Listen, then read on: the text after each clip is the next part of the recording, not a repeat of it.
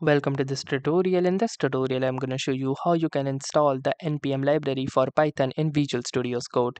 So if you don't know about the NPM library, the NPM library is used to manage JavaScript dependencies in Python project, especially when you have a front end or other JavaScript components. The Python projects can leverage NPM to manage JavaScript dependencies, particularly when building web applications with front end components or integrating JavaScript libraries. So let's see how to install the npm library. So in order to install the npm library, you need to head on to the terminal of your Visual Studio's Code and type in the following command, which is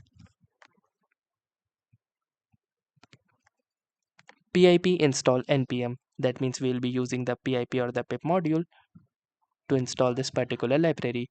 Then once you have typed in, simply hit the enter button and wait for the initialization process to begin. And here you can see that it is currently downloading the packages, and once it has downloaded the packages, it will attempt to install them into our system. So let's wait for the same.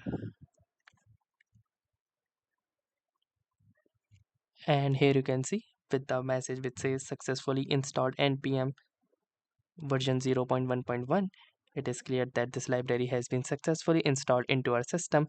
So now let's verify whether the installation has really been successful or not. So in order to verify from a new line of terminal, simply type in the following command, pip show npm. Once you have typed in, simply hit the enter button, and now here you can see that it has retrieved me with the name, the version, as well as the location of this specific library in my system. So this confirms that this library has been successfully installed into my system. So that's it for this video. I will see you in the next one. If you like this video, make sure to hit the like button as well, comment on this video, share it, and don't forget to subscribe to our channel. Thank you for watching and have a nice day.